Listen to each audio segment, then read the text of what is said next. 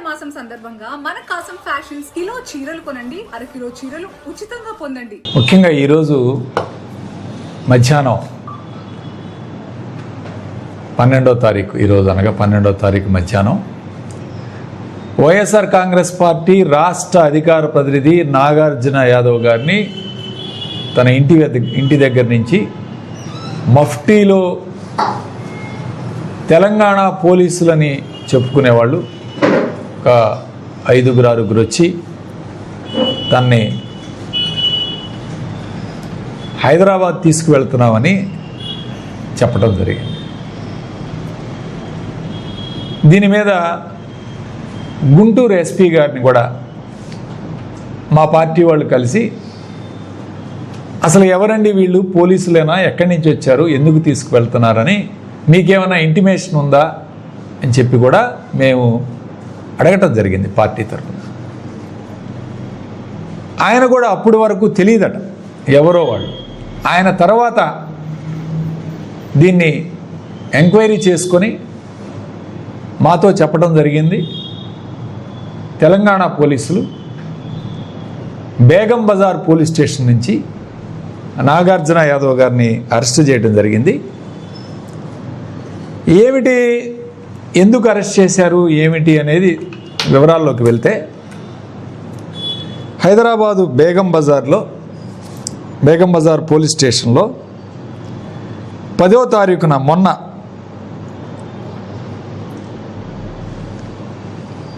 కైలాష్ సజ్జన్ అనే ఒక వ్యక్తి నాగార్జున యాదవ్ గారి మీద ఒక కంప్లైంట్ ఇవ్వటం జరిగింది. దీని మీద క్రైమ్ నెంబర్ 175, క్రైమ్ నెంబర్ 192, 352, 353 అనే సెక్షన్ల కింద కేసు నమోదు చేయడం జరిగింది. ఏమిటయ్యా ఇది, అసలు ఏమిటి అనేది మేమందరం కూడా ఆశ్చర్యపోతూ ఎంక్వైరీ చేస్తే, 2 సంవత్సరాల క్రితం సాక్షి డిబేట్లో నాగార్జున యాదవ్ గారు కేఎస్ఆర్ లైవ్ షోలో తెలంగాణ ముఖ్యమంత్రి రేవంత్ రెడ్డి గారిని స్విగ్గీ డెలివరీ బాయ్ అని సంబోధించినందుకు ఈ కేసు 2 సంవత్సరాల తర్వాత ఆయన ఏదో సడన్గా ఈ వ్యక్తి ఎవరైతే కంప్లైంట్ ఇచ్చాడో ఈ వ్యక్తి కైలాష్ సజ్జన్ ఈరోజు ఫేస్బుక్లో చూశాడంట దాన్ని. అదే 10వ తారీఖున ఫేస్బుక్లో చూశాడంట 1 గంటకు చూసి అప్పుడు పోయి సాయంత్రం 6 గంటలకు కంప్లైంట్ ఇచ్చాడంట. ఇది ఈ కేసు యొక్క సారాంశం. 2 సంవత్సరాల క్రితం మాట్లాడిన దానికి, అది ఆయన ఏం బూతులు ఏం మాట్లాడాల, ఏదో స్విగ్గీ డెలివరీ బాయ్ అని సంబోధించాడంట. దానికి 2 సంవత్సరాల క్రితం మాట్లాడి ఇవాళ ఫేస్బుక్లో చూశాడంట ఆయన. ఇంకా ఏమిటి అసలు, ఏమిటి రాష్ట్రాల్లో ఏం జరుగుతూ ఉంది, అసలు ఏమిటి ఇది అని ఆలోచిస్తే ఎంత దారుణంగా ప్రవర్తిస్తున్నారు చూడండి. ఒకవైపు జగన్మోహన్ రెడ్డి గారి భార్య భారతి గారి మీద ఐటీడీపీ వాళ్ళు నానా బూతులు మాట్లాడుతూ ఆ వ్యక్తిత్వాన్ని, క్యారెక్టర్ని నాశనం చేస్తుంటే వాళ్ళ మీద కేసులు లేవు. ఏమిటి ఈ రాష్ట్రంలో జరుగుతూ ఉంది? ఎవరు అడగకూడదు, ప్రశ్నించకూడదు, మాట్లాడకూడదు, సంబోధించకూడదు. ఏమిటి ఈ యొక్క అన్యాయం అని అడుగుతా ఉన్నాను. ఒకవైపు సాయి కృష్ణ అనే కుర్రవాడు పోలీస్ స్టేషన్లో హత్య చేసి బూడిద చేసి తగలబెడితే వాళ్ళ మీద ఎటువంటి యాక్షన్ లేదు. ఒకవైపు ప్రశ్న రావణ్ అనే అతను పవన్ కళ్యాణ్ ఎలా మాట్లాడాడో అని అతన్ని ఇమిటేట్ చేస్తే అతని మీద యూఫా చట్టం, దేశ ద్రోహం కింద చట్టం కింద కేసు నమోదు చేశారు. అంటే మిమ్మల్ని ఎవరు అడిగినా మీ ఇష్టం వచ్చినట్టు కేసులు పెడతారు. జగన్మోహన్ రెడ్డి గారి మీద వాళ్ళు ఇష్టం వచ్చినట్టు పోస్టులు పెట్టిన వాళ్ళు ఎవడు ఏమీ చేయడు. ఇది లోకేష్ చేస్తున్న రాజకీయం, లేకపోతే చంద్రబాబు నాయుడు చేస్తున్న రాజకీయం అని అడుగుతా ఉన్నాను. ఏమిటి ఈ రాష్ట్రంలో ఏం జరుగుతూ ఉంది?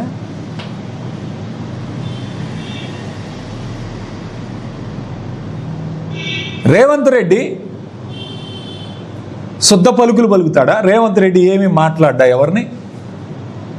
రేవంత్ రెడ్డి కేసీఆర్ గురించి, కేటీఆర్ గురించి, హరీష్ రావు గురించి రోజు తన ఇష్టం వచ్చిన లాంగ్వేజ్లో మాట్లాడిన విధానాలు పక్కన పెట్టారా? రేవంత్ రెడ్డి బుద్ధిమంతుడా? మాటలు రానివాడా?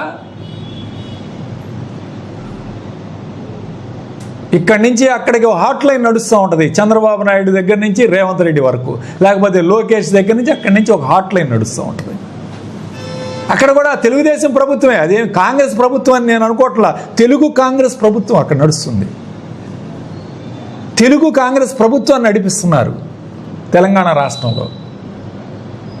మా పేరు నాని గారు చెప్పారు, మొన్న 1/2 కాఫీ షేర్ చేసుకుంటాం కదా టీ కొట్టులో, అట్లా ఇద్దరు చిరుసగం పంచుకుంటూ ఉంటారు అన్నమాట.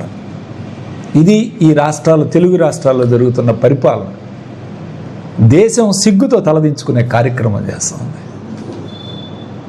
నిజంగా ఇంత ఘోరంగా ఈరోజు చట్టాన్ని చేతిలో తీసుకొని 2 సంవత్సరాల క్రితం నాగార్జున యాదవ్ మాట్లాడాడని, నాగార్జున యాదవ్ ఈ మధ్య తరచూ కూడా మీడియాలో వస్తున్నాడు, సాక్షి లైవ్ షోలో మాట్లాడుతున్నాడు. ఈ ప్రభుత్వం మీద, ఈ యొక్క ఆంధ్రప్రదేశ్ రాష్ట్రంలో ఉన్న తెలుగుదేశం కూటమి ప్రభుత్వం మీద అతను విమర్శలు చేస్తున్నాడు. అతను నోరు మూసేపించాలి. కేవలం ఈ ప్రయత్నంతో అతని మీద పాపం లేనిపోని కేసులు, మొన్న ఒక నాన్ బెయిలబుల్ కేసు పెట్టారు సత్తెనపల్లిలో, ఎవరినో తిట్టారని చెప్పి. ఇవాళ ఇది 8వ కేసు నాగార్జున యాదవ్ మీద. ఈ 2 సంవత్సరాల కాలంలో 8 కేసులు పెట్టారు. అతన్ని భయపెట్టాలి, భయాందోళన గురి చేయాలి. నాన్ బెయిలబుల్ కేసు పెడితే పాపం యాంటిసిపేటరీ బెయిల్ తెచ్చుకున్నాడు. 8 కేసులు. ఆయన ఏం మాట్లాడుతున్నాడు? పాపం ఆయన బూతులు మాట్లాడేవాడు కూడా కాదు నాగార్జున యాదవ్. పద్ధతిగా మాట్లాడే వ్యక్తి, పద్ధతిగా విమర్శలు చేసే వ్యక్తి. అంటే విమర్శని తట్టుకోలేరు వీళ్ళు. ఇది యొక్క ప్రవర్తన.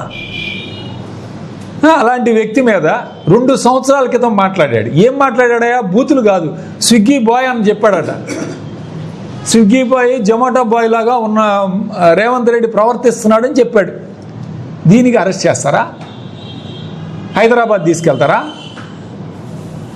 నోటీస్ ఇవ్వచ్చు కదా. 2 సంవత్సరాల క్రితం మాట్లాడాడు, 41 నోటీస్ ఇవ్వండి.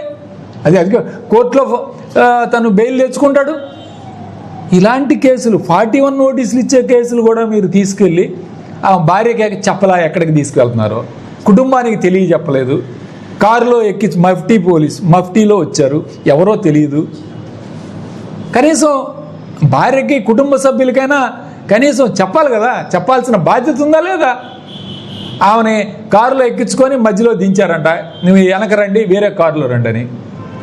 ఆమె వచ్చే లోపల వాళ్ళు స్పీడ్గా లాగిచ్చేశారు. ఎక్కడికి వెళ్ళిపోయారో తెలియదు. ఏం చేయాలి పాపం ఆ భార్య, మహిళ ఏం చేయాలండి? ఏమిటి ఇంత అన్యాయమా అని అడుగుతాం. ఏమిటి ఇంత దారుణం అని అడుగుతాం. అంటే ఈరోజు నిద్రలేసి ఆయనకి ఎవరికో సహజనకే నిద్రలేసి మెలకు వచ్చి ఇప్పుడు చూసుకున్నాడు FBలో. చూడండి 2 సంవత్సరాల క్రితం మాట్లాడిన మాటని ఈరోజు నువ్వు FBలో చూసుకున్నావని కేసు ఫైల్ చేస్తారా? మీ ఇష్టమేనా ఇది? ఒకవైపు జగన్మోహన్ రెడ్డి గారు అలిగిపోయాడు, భారతీయ గారి ఫోటో పెట్టి జగన్మోహన్ రెడ్డి గారి మీద పోస్టులు పెడుతున్న వారం రోజుల నుంచి చూస్తా ఉన్నాం ITDPలో.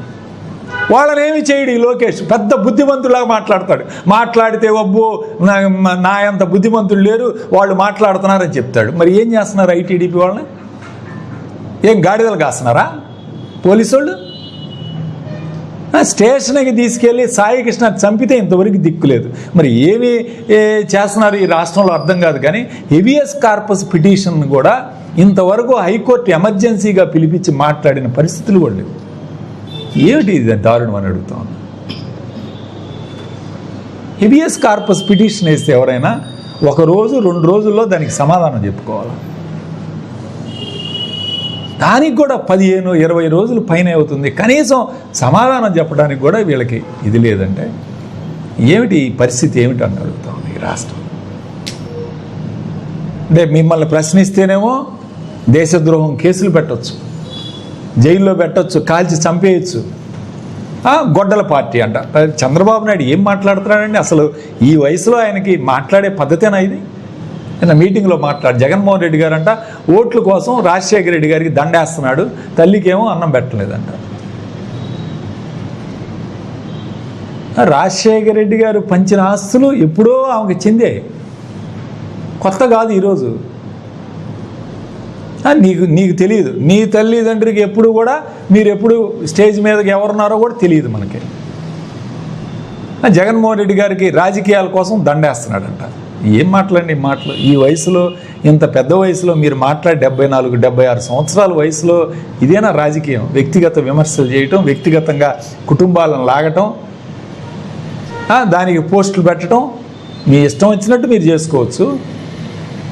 అరే మాట్లాడితే 2 మాటలు మాట్లాడడం లేదా? కుర్రవాడిని తీసుకెళ్ళి తెలంగాణ పోలీసులు ఎక్కడికి తీసుకెళ్తున్నారో కూడా చెప్పకుండా, ఎవరు వచ్చారో కూడా చెప్పకుండా ఏమిటి ఇంత అన్యాయం అని అడుగుతాం.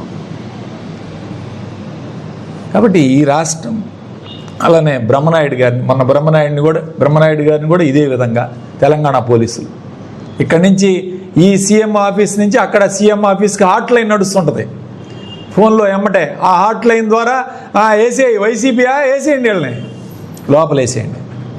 ఇదే పరిస్థితి. వాళ్ళు ఏం మాట్లాడారో ఏం చేశారో అనేది ఎవరో కూడా చూడరు. ఇంత దారుణంగా ఈరోజు ఈ విధంగా కేసులు పెట్టే కార్యక్రమం చేస్తూ ఉంటే ఏం మాట్లాడాలి, ఏం చేయాలా? పెట్టండి, మీరు ఎన్ని కేసులు పెట్టినా పెట్టండి. మేమేమి దీనికి భయపడేవాళ్ళం కాదు. ఒకటే చెప్తున్నాం, నాగార్జున యాదవ్కి వైఎస్ఆర్ కాంగ్రెస్ పార్టీ అండగా ఉంటుంది, మేమందరం అండగా ఉంటాం, ఈ రాష్ట్రం అంతా అండగా ఉంటుంది. రాష్ట్రంలో ఉన్న వైఎస్ఆర్ కాంగ్రెస్ పార్టీ ప్రజలు ఎవరైతే మేధావులు ఉన్నారో ఈరోజు ఆలోచించాల్సిన పరిస్థితి ఉంది. మీ అందరూ కూడా, ప్రజలు కూడా ఈరోజు మేధావులు కానీ మేధావి వర్గాల వారు కానీ ఈ రాష్ట్రంలో ఏం జరుగుతుందో ఒకసారి ఆలోచించండి. ఈ విధంగా కేసులు పెట్టుకుంటా పోతే ఎక్కడికి వెళ్తామో ఒకసారి ఆలోచించండి. ఈ రాష్ట్రంలో పరిస్థితి ఏంటి? పెట్టుబడులు పెట్టండి అంటే ఇలాంటి కేసులు పెడితే వస్తారండి రేపు పెట్టుబడులు పెట్టడానికి ఎవరైనా? మీకు ఇష్టమైతేనేమో కొండలు ఎక్కిస్తారు. ప్రశ్రారావణ గురించి ఈయనంట టెర్రరిస్ట్ తోటి సంబంధాలంట, సీతను తిట్టాడు, వాళ్ళు ఇష్టం వచ్చినట్టు రాస్తారు. అతన్ని ఒక నెగిటివ్ యాంగిల్లో చూపించాలి, అతనికి ఒక నెగిటివ్ ఆస్పెక్ట్లో చూపించాలి. దీన్ని వైసీపీ సపోర్ట్ చేస్తే మా మీద బురద జల్లే కార్యక్రమం. అదే మీరు చెబుతున్నారు గొడ్డల పార్టీ, మీది వెన్నుపోటు పార్టీ. వెన్నుపోటు పడడానికి మీ పార్టీ కన్నా ఈ దేశంలో ఎవరికి కూడా పేటెంట్ రైట్స్ లేవు. తెలుగుదేశం అంటే వెన్నుపోటు పార్టీ. వెన్నుపోటు ప్రజల్ని, నాయకుల్ని, ఎవరినైనా మావనే వెన్నుపోటు పొడిచిన పార్టీ ఏదైనా ఉందంటే తెలుగుదేశం పార్టీ. ఖచ్చితంగా మేము గుర్తుపెట్టుకుంటాం, దీనికి ఖచ్చితంగా సమాధానం చెప్తాం.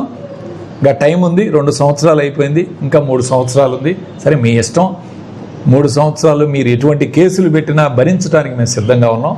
కానీ ఆ తర్వాత మాత్రం మీరు ఖచ్చితంగా దీని యొక్క ప్రతిఫలం అయితేనే, దీని యొక్క